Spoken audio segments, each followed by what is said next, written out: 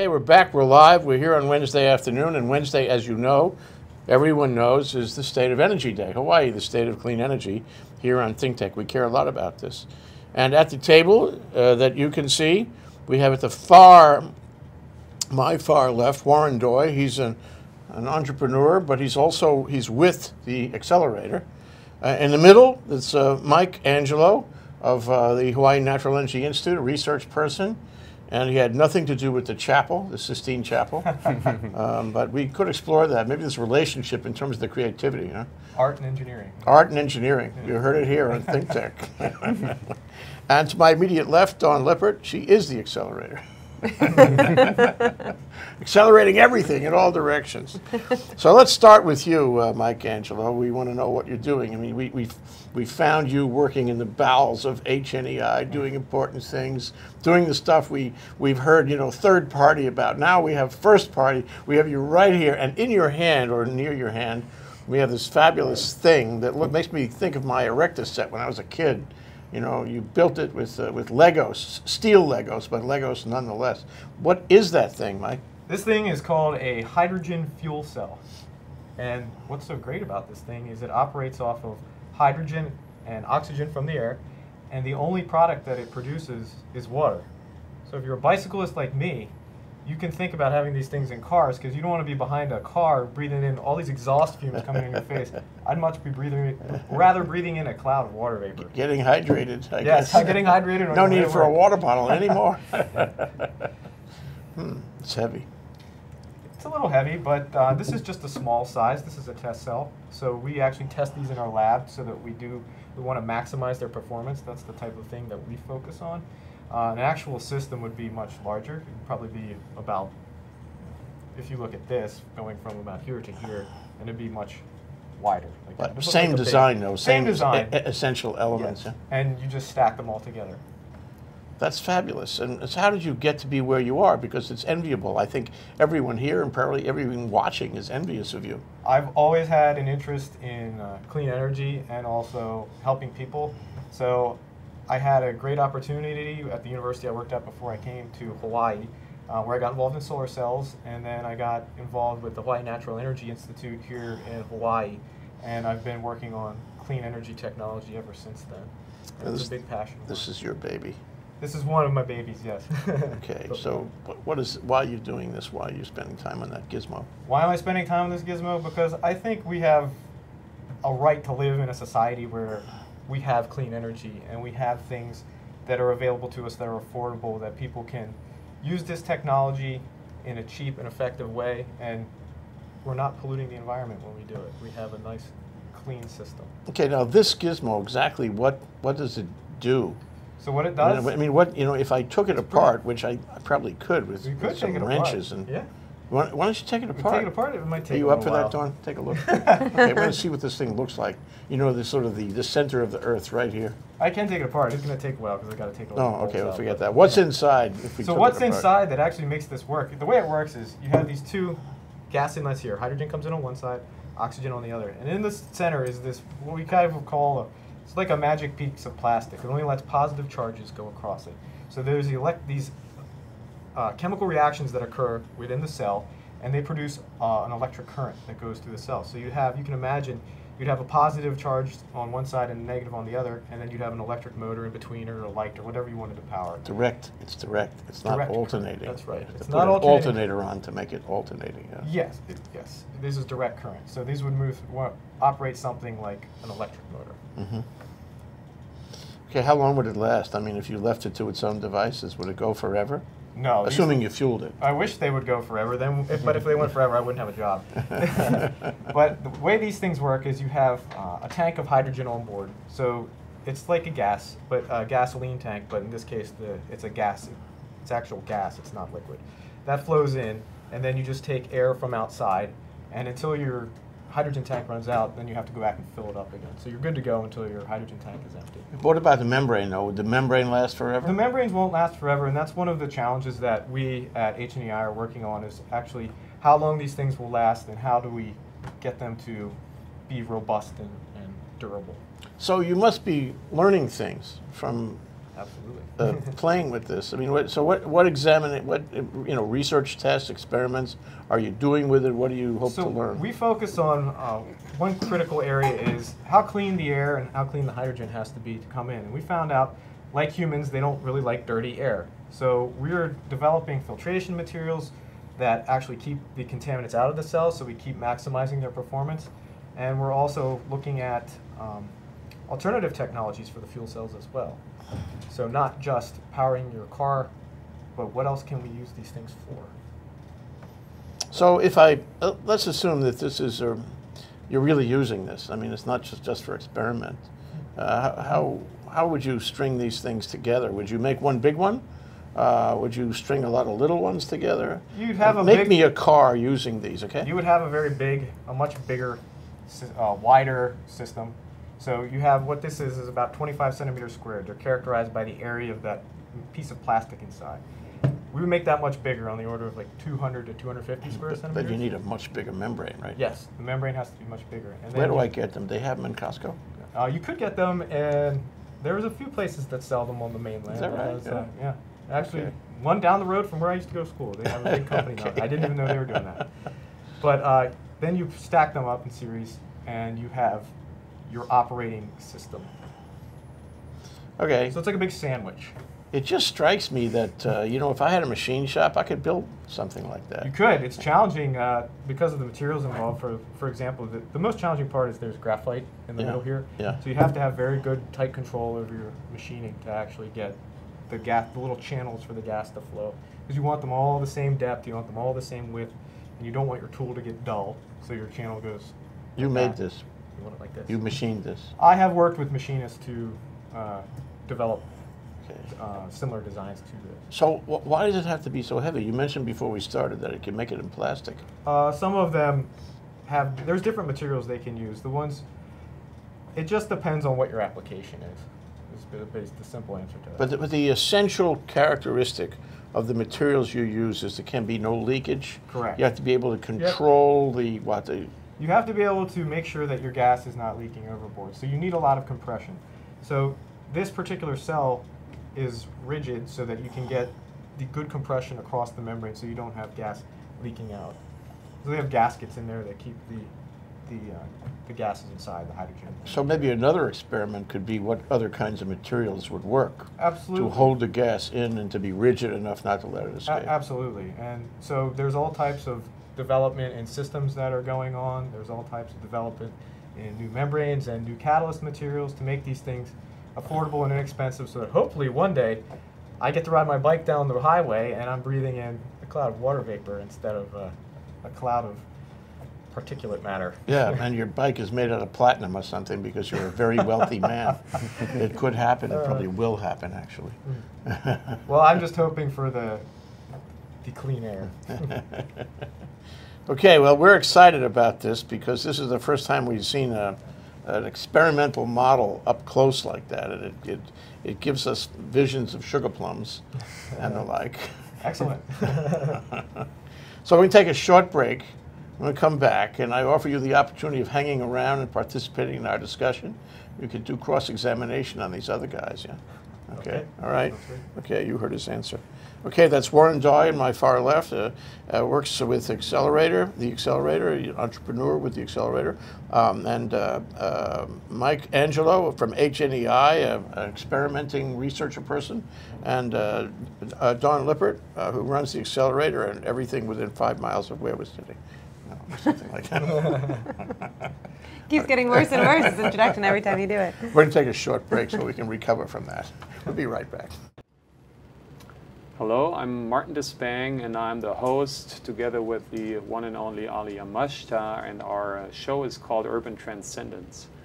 And Urban Transcendence is about identifying where we have a unique situation of a vibrant city in one of the most beautiful natural environments. So how these two can coincide, sometimes conflict, how they could find reciprocity in the 21st century is what we're excited about. And we're planning on bringing in a diverse body of guests, both from the arts and the science and the established and the wise and the emerging generation. So hope you will join us. We'll always be on Thursdays from 1 to 2 p.m. Okay, we're back. We're live. We're Hawaii, the state of clean energy here on ThinkTech. And we're talking about some new technology, a glimpse at new technology around energy. We have at the far left Warren Doi, who is with the Accelerator. At the close left, we have Don Lippert, who is with the Accelerator. And we just heard from Mike Angelo, who's with HNEI, all involved in energy technology. But let's learn again about the Accelerator. What is it, Don? How does it function? What's its mission in life? Sure, absolutely. So the Energy Accelerator is a startup program. We're based in Hawaii, and we focus on helping clean energy companies commercialize new energy technologies. The basic thesis is that as Hawaii transforms to an economy based on clean energy, we actually can't get there with all the technology that got us to where we are today. We're going to need new things, new solutions, new ways for people to be more efficient, to engage, new technologies to bring more solar onto the grid. And we're really committed to finding solutions that help move Hawaii farther, faster toward a clean energy future. Do you realize how important this is? Yes, you do. That's why we come to work every day. It's a fun job. I think all of us here certainly agree that this is incredibly important. And I think anyone that pays an electric bill or even puts fuel in their car knows how important this is too. We send about $5 to $7 billion overseas a year in oil. As oil tankers come in, we send cash out. And that's a pretty unsustainable situation for a state of islands like we are. Can I offer you another reason? Yes. Okay. The reason is, the idea is to put Hawaii on the map in terms of technology. Hawaii has a nice tourist industry. It's very comfortable. It's easy money, if you will. What we need is a real industry that we generate ourselves that's different from industries elsewhere. The unique Hawaii thing. And we have lots of resources for clean energy, and we're using some of them, not all of them.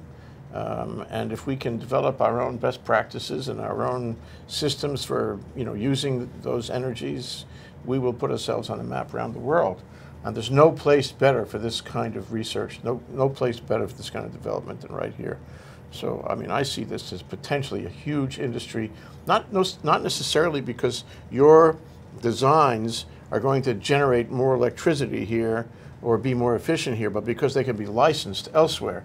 And we can be the center. Am I going on and on? We can be the center of new energy technology right from here, right here. Yeah, and actually the Hawaii Executive Conference just last month, the organizers asked all of the executives gathered at the conference, what do you think the two most critical issues facing Hawaii are? And people said energy and the lack of a third industry. And that's exactly what we're trying to do. We're trying to hit both of those things. We're trying to find energy solutions while, like you say, building a third industry. We believe a lot of that can be built organically with our local entrepreneurial talent. We also believe it's incredibly important to bring in talent from elsewhere to help build bridges to capital and to strategic partners and corporates and other places. So we work with companies from all over, as well as companies from Hawaii, to advance this mission. How do you root them? In other words, find a company in Wisconsin, a bunch of smart guys. They probably have a place right down the street that sells membranes for, never mind. How do you root them here? I mean, they may come here, you may like them, they may like you, but how do you make them a Hawaii company, part of the Hawaii energy technology industry? It's a great question. It's something that we have really been thinking about. So one of my personal pet peeves working here in this industry over the past couple of years has been watching some of these highly entrepreneurial, highly accomplished companies and entrepreneurs come through and develop really interesting projects and technologies, and then they take off again, right? So we've There's actually always the ball and chain.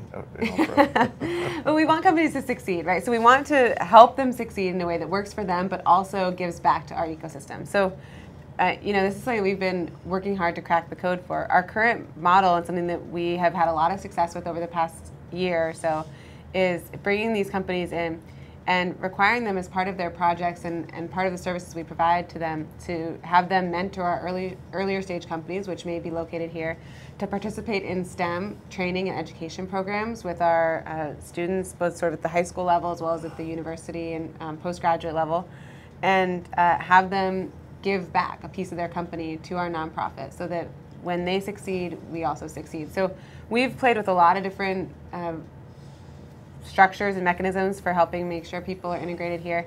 And in about 2 months, we're just going to be opening our new co-working space right down the street on Bishop Street, so that companies can actually work and communicate together and build community. Big opening, right? A lot of people, maybe some poo-poos.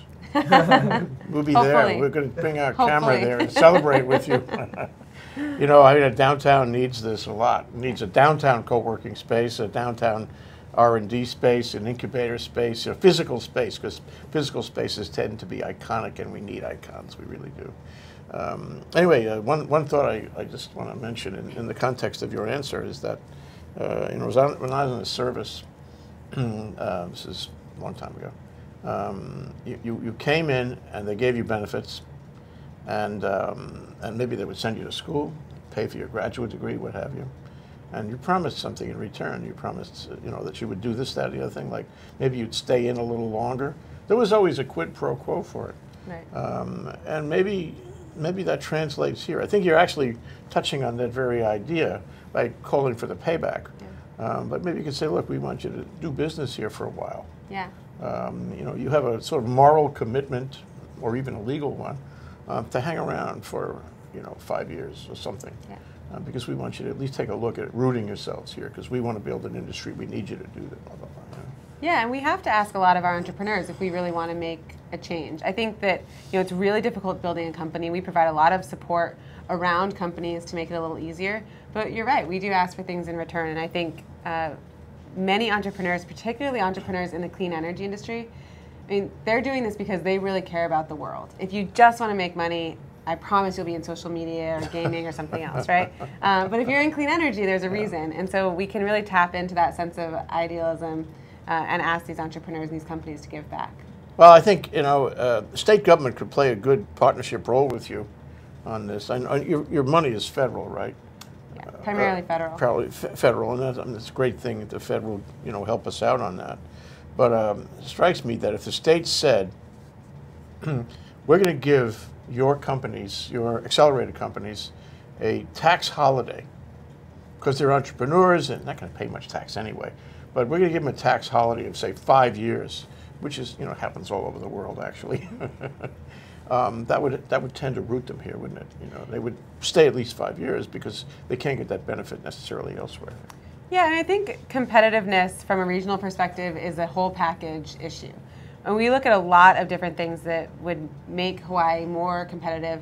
There's actually a number of different levers that we can pull on the policy side. There's certainly tax policy, but also in terms of our regulatory and permitting setup. And what can you do to help make the good businesses, the kind of businesses you want, what can you do to attract them here? It's not necessarily saying we want to, you know, take down all the roadblocks to development or we want to shortcut the public process, but we're really saying if we want to make this a friendly place for business, especially the kind of clean energy businesses that we want, you know, how do we think about that in kind of a holistic way? Yeah, well, if we, the state, as a matter of public policy, says we want to have a tech energy industry, we decided that. And the question is, well, how do you do that? Mm-hmm. You know, some economists, and I won't name names, but there are a lot of them at UHERO at the university, say, well, if you want to diversify the economy, if you want to build an industry, wait for God, because God will do that. If we were intended to have a tech energy industry, God would make it for us. We don't have to do anything, just wait for Him. He'll do it. We're more impatient than that. Yes, we are. Well, I think that actually this state has said as a matter of public policy, we're going to clean energy. And I think the next leap is to say that as a matter of public policy, we are supporting innovation industry. And I think it's really different from saying we want to prop up a bunch of companies and they're not going to live on their own. The state has had, you know, trouble figuring out what the right balance is there. But we're really committed to helping make that work because I think it's unbelievably important for our future. We want to be with you. We all, I'm speaking for everybody now, we all want to be with you. We want this industry to survive, to prosper, and to define, if you will, our tech sector going forward, because it's a perfect marriage of resources and technology right here. We have it all. Let's take advantage of our resources. But let's go back to exactly what you're doing. Mm-hmm. You have these cohort things. God, this sounds like a, you know, a very risque word. What is a cohort anyway? Well, I'll turn this over to Warren to talk about specifically what our companies, how they work together and all that. A cohort is really a group of companies, and the way we actually ended up at these cohorts of companies instead of just selecting companies and working with them individually is that we learned from our own experience and our own past. And I think that's one of the things we try and teach entrepreneurs also. We used to bring in companies and really work with them one-on-one, but we found that they tend to learn a lot from each other, and that companies usually succeed most when they have other people to talk to that are going through the very same things, that are just, learned some hard lessons, and whether it's around intellectual property or, a million different things that entrepreneurs go through. And so we found that sort of the peer-to-peer interaction of being in a cohort, it's very much like school. There's a lot that you learn from your peers and that you can gain from being in a class with them. We also work very hard to define a cohort, again, very much like school, where the companies are non-competitive and we can really gain from being in one community That means together. that they can talk to each other, learn from each other, but they're not looking over their shoulder and being paranoid about what the next guy is doing, trying to worry about that. I like to, when we do shows, and including radio and video both, I always like to ideate who's listening, and I make a kind of Mr. Potato Man kind of image in my head about who's out there. And he's in my image now. You can have your own if you like. He's maybe 19 or 20, and he may be considering something in tech or creativity, or making a better state in one way or another, including agroponics. Don't forget aquaponics. And so you must also have a kind of Mr. Potato Man kind of image of what you want, in an entrepreneur, a member of the cohort. What does he or she or it look like? How do you see this person, this ideal person that you're trying to service, that you're trying to bring into the fold? What is this person like? Yeah, sure. Well, I mean, I think it's one of those things you kind of know when you actually get to experience what that company is about, what their mission's about, and the team. And I don't think we have an exact profile in mind as much as we're looking for great companies with strong technologies and a great team behind them. I think I mentioned to you before, I had the fortune to start a number of companies before. And like Don was saying, I had to figure it all out on my own because there wasn't this cohort around me, and there weren't accelerator programs here locally to be able to really help bring everyone together. So how does this differ from the way things were happening in the middle 2000s, when everybody was so interested in, tech entrepreneurship? Has it changed? Is there a kind of transition going on? Are we different now than we were? Absolutely. I think it's much more efficient. There's kind of lessons learned not only internally, but just industry-wide. And the technologies to be able to really jumpstart a company before you had to buy servers and you had just to get your email to work, right? Mm-hmm. And now you can just plug in, you can join an accelerator program, you have a team around you, support, mentors, and funding as well. Before in the 2000s, there were, it was kind of the .com boom, and you had a really thriving venture community at that point, but really not the support mechanism around. And that's what really makes a good company is the people and the resources to be able to help you advance your company. Okay, so for a moment, tolerate this. I'm Mr. Potato Man for you, okay? And I've been thinking in my garage about building something like what Mike brought down. Maybe an advanced version, maybe better. Who knows what, I took what he said today real seriously, and I went and did something in my garage. And I said, I think, Warren, I think I can really do a job on this thing. I want to make a company. I'll show you how it works. And he said, ooh, that could be something. Can I get into your cohort fold? What do I have to do? And what will you do for me once I get in? Yeah, sure. You have to find a friend. Yeah, exactly. That's a good point. I'm wearing the flower. There's some point at which we have to start as far as our evaluation. And one of the points that you mentioned is to have a prototype, to have something that's actually physically working. This helps. That helps. because there's great ideas, and it's really tough to fund ideas just conceptually, right?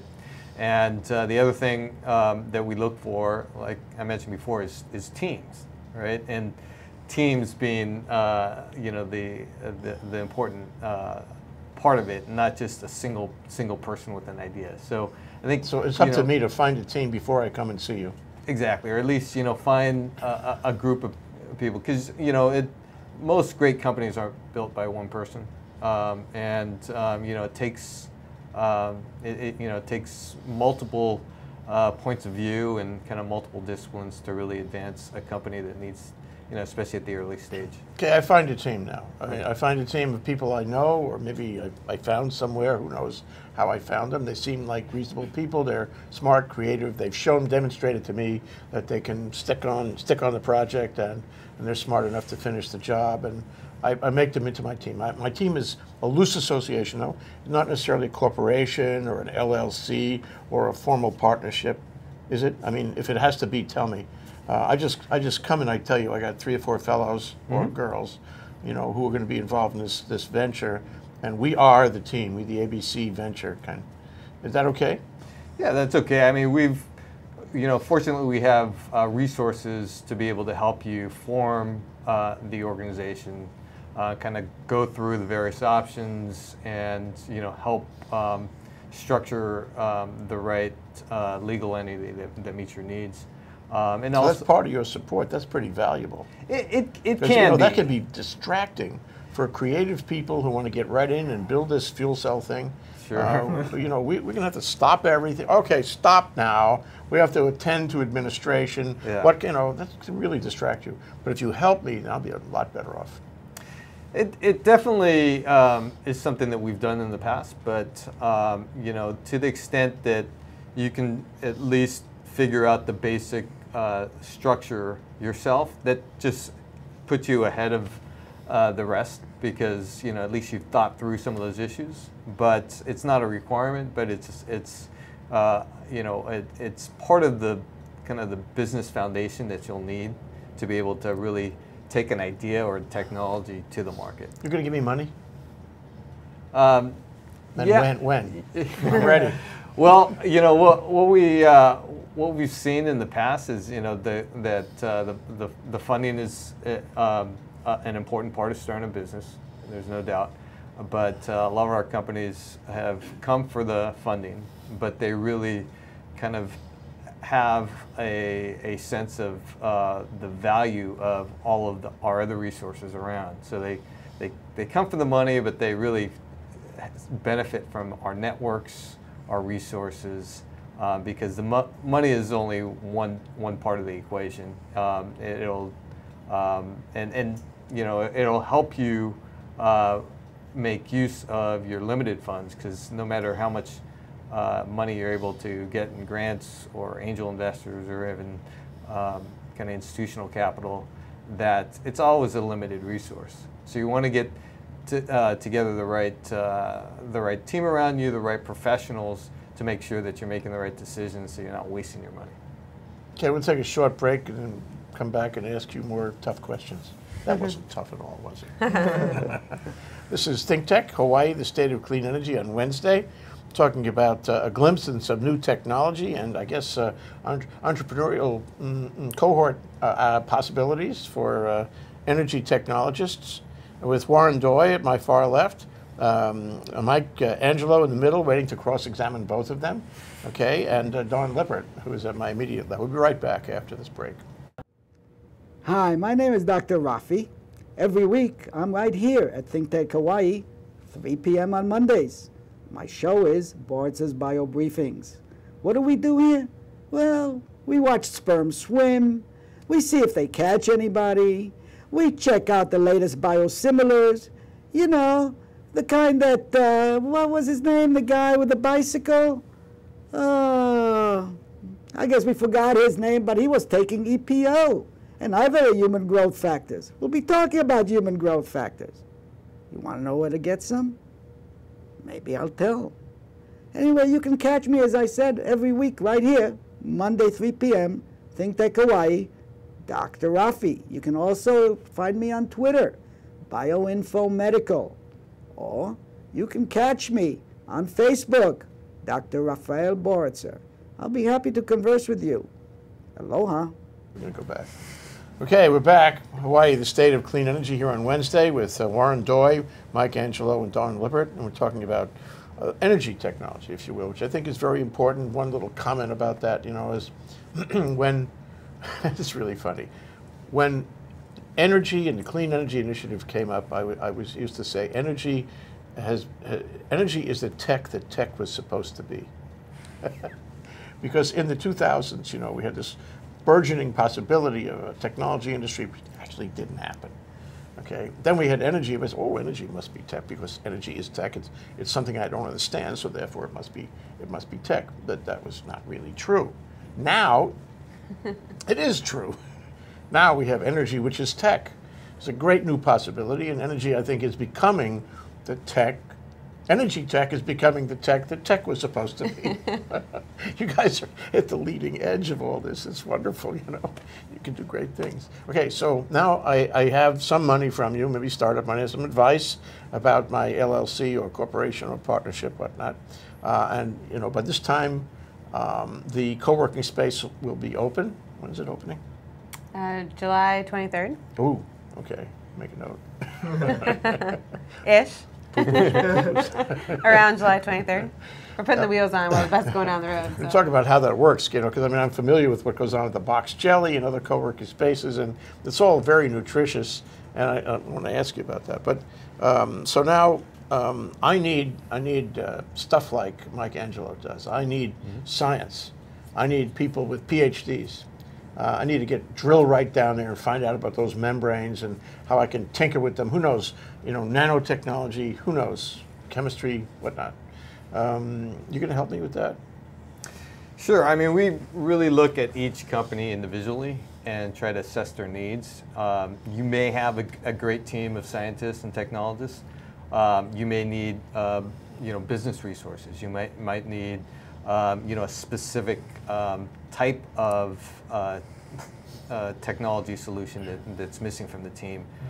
So we really try to understand what the company's path to success is and what your vision is and try to support that however we can. So it's everything from helping to really understand who your customer is and what their needs and wants are, and really kind of taking you through that process of really understanding what the market demand is and what the market need is, and really helping to be able to develop a financial model around it, how you're going to make money and how you're going to finance it moving forward out of the accelerator program. We want to introduce you to angel investors or other sources of funding that will enable you to progress even further. And with that, you have to have those core elements in place. The technology is one piece, the business plan, the financial model, and the customers. It sounds like something Yuka Nagashima was, used to say, after a while at the Manoa Innovation Center, we graduate them. Goodbye. Does this happen with you? I mean, is that in the plan? It is. I mean, we do work with companies for much longer than most other accelerators because energy technologies are complicated. The energy market is complicated because of the regulations and the way it's structured. So we work with companies for 6 to 18 months per company, which is much longer than most accelerators. But we don't just work with hardware. So we actually are one of the very few accelerators in the country that will work with hardware at all. But we don't just work with hardware. We'll also work with companies that have really interesting financing innovations, business model innovations.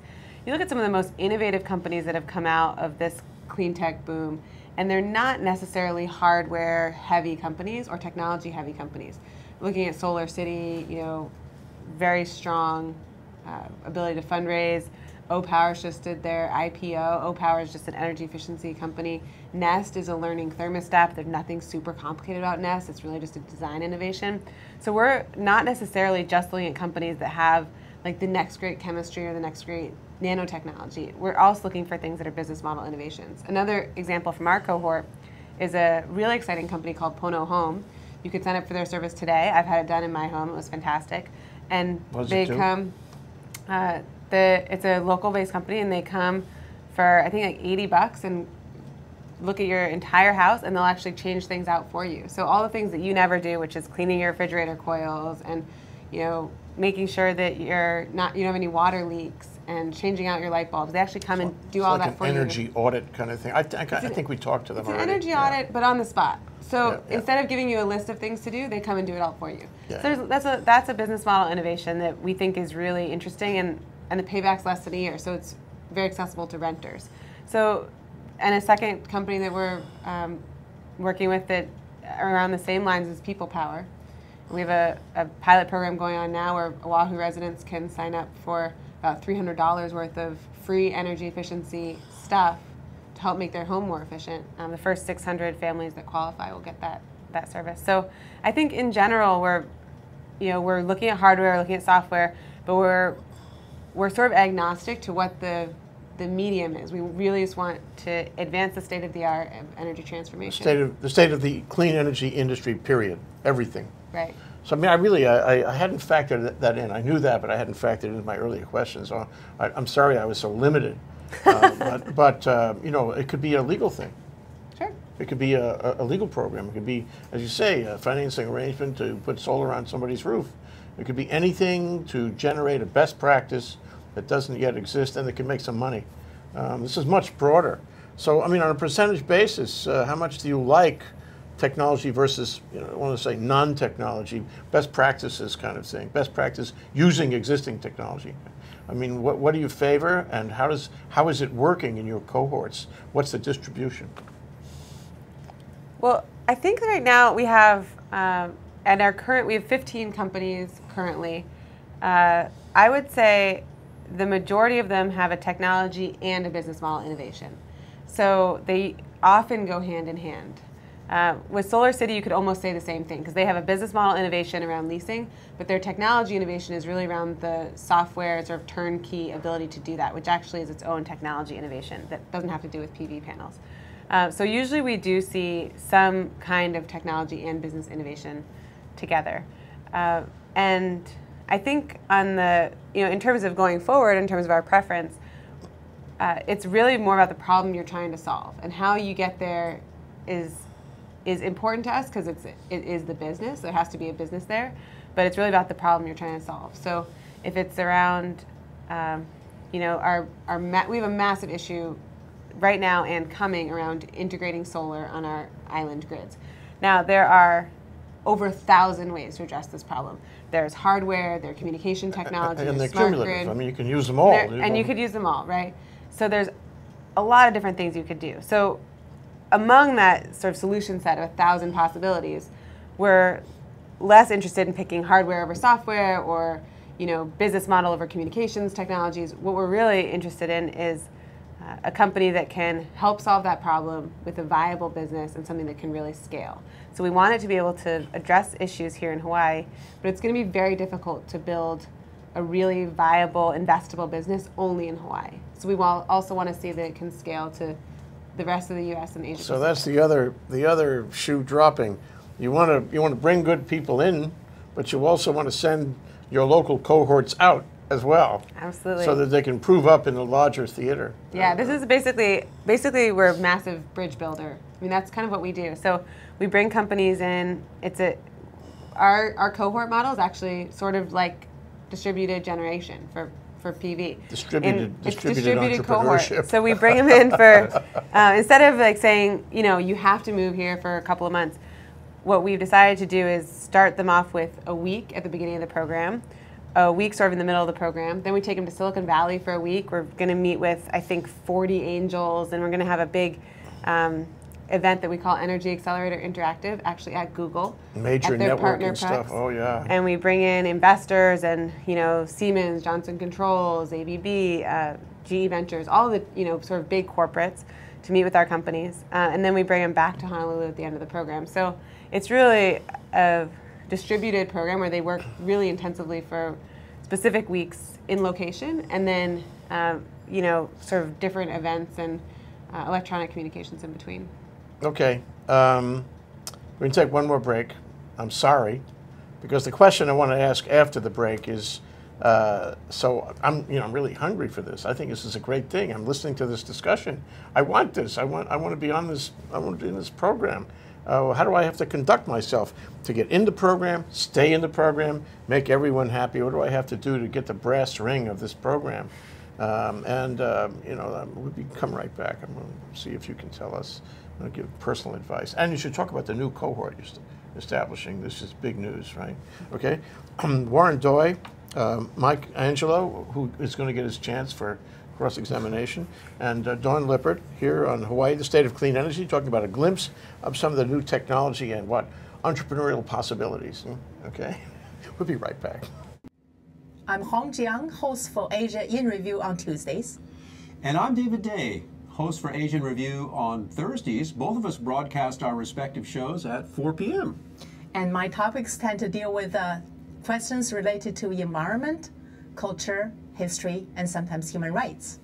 And my shows tend to be on international business, foreign policy, geopolitics, and national security.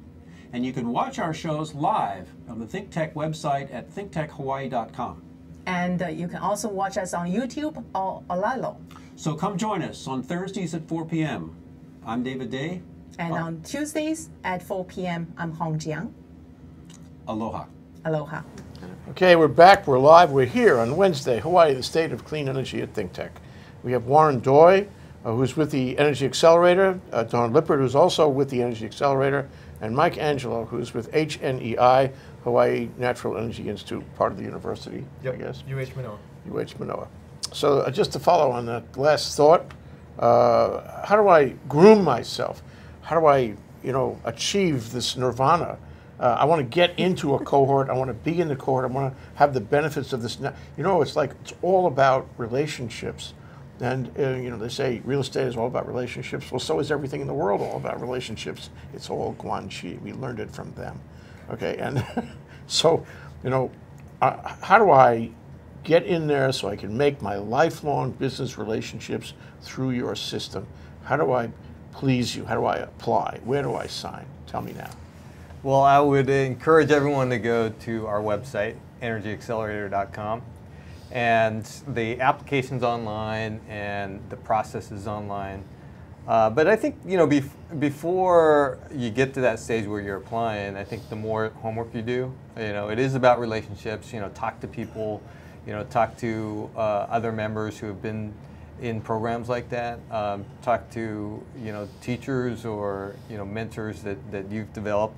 And if you have an idea, if you have a concept, a prototype, and even a goal to own your own business or start your own company, it really takes an effort up front just to kind of understand what the path is, what you're getting yourself into, because we touched on a few things before about building the team, making sure that your concept is in a form that you can develop a working prototype.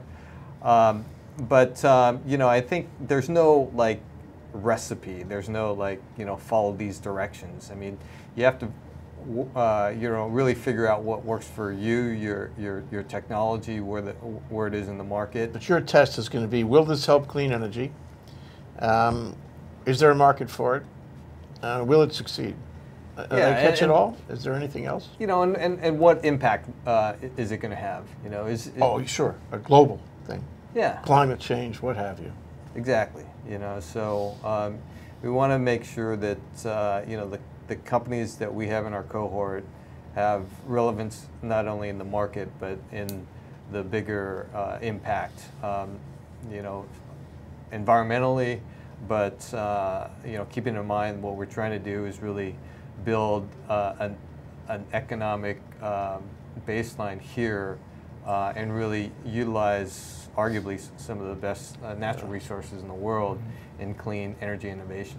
And also, I don't want to pop your bubble because I know you're really excited, Happens and we're every excited day. for you.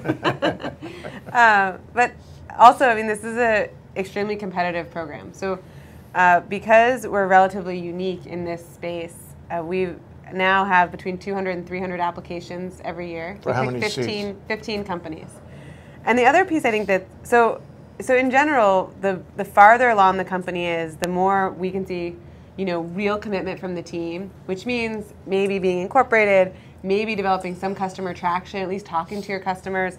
That always helps, even if it's an early stage company. It gives us a sense that the entrepreneurs are really committed to succeeding, and they'll do what it takes. Because at the end of the day, I think we're here as an accelerator program. Any accelerator program, we do what we can to help you, but I mean, it's 99% the persistence and the talent of the entrepreneurs. You want to see me work hard. That determine your success. You see a good idea. You want to see a good team play. You want to see me work hard and achieve some benefit out of that work. So you're going to be looking at my whole package, right? And it's very subjective, isn't it? At the end of the day, it's subjective. I have a question. Yeah. Wait, let me get an answer on that. That was a tough one. It is subjective. We have specific criteria that we look for, but the biggest determinant of success is really the personality and drive of the entrepreneurs involved. Okay, yours, Mike. So I was going to say personality and drive. Let's say I have a great product. Are you guys also evaluating our team itself, and do we need specific, specific skill sets involved? Like as an engineer, okay, I can handle the tech, but what about legal? What about business? I mean, how does that factor into the cohort? It definitely does. I mean, we look at not only your potential, but what you have as you're applying for the program, and we're like even angel investors or venture capital partners will look at where are your gaps, and if you understand where your gaps are and what you need, we can help you with that. Okay. That's something that we actually like to be able to, really fund companies that we can help them. So if there's gaps within your team, if there's gaps within your technology, or even your market understanding, that could be an important role for us to help facilitate. But you will need everything. I mean, it takes more than just great technology to build a business. Are you in a cohort? No. But well, thinking about it. Absolutely. You started thinking about 20 minutes ago. No. I was actually at their accelerator meeting last week. Okay. So. We had a specific info session. I mean, we're really interested in helping some of the technologies that are coming out of the University of Hawaii move into the marketplace. So it's something that's really interesting, really important to us.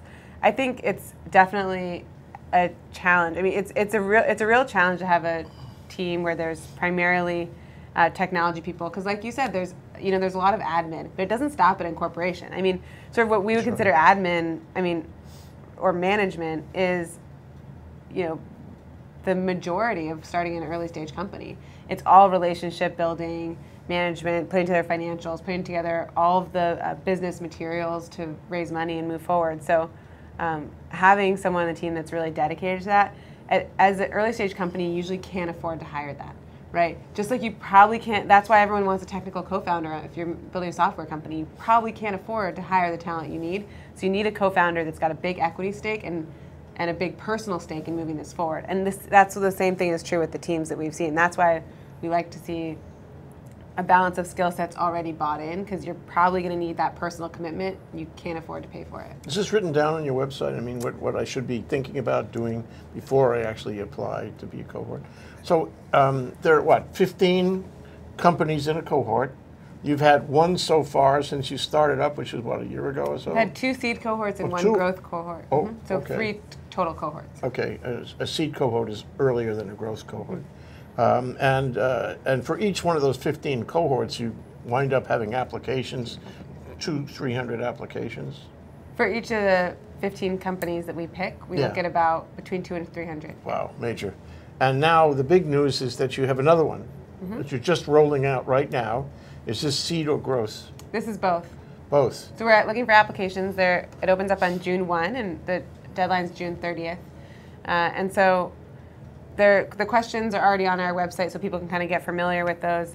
But certainly from our perspective, the more thoughtful people are and the sort of more time they've put into those different aspects that they'll be asking about, the more competitive they'll be. Fabulous. Okay, we're kind of out of time. I'm sorry. you know, worried about whether we'd have enough material for an hour. We always have enough material for an hour. You guys are all great. But Mike, I wanted to give you the opportunity to sum this up to the people out there. I mean, you can have your own Mr. Potato Man and talk to him. Tell him what you learned today. Well, what I learned today is not only am I really interested in clean energy technology, but we've got a whole plethora of people here in Hawaii that are interested in it, and they have the tools and the skills to help everyone come together and really make a difference, not only for Hawaii, but for the U.S. and hopefully game-changing technologies for the entire world. Okay, great. Thank you, Dawn. Thank you. Thank you, Mike. Thank you, Warren. Great discussion. Thanks for coming down. Okay. Hawaii is the state of clean energy. Aloha. We'll see you tomorrow for this. Well, we're doing the solar guy on the radio in a few minutes, and tomorrow we'll have Steve Petronic, and he's going to talk about our Kaka'ako program, which he's moderating next Wednesday, the 21st. Check it out on ThinkTechHawaii.com. Aloha.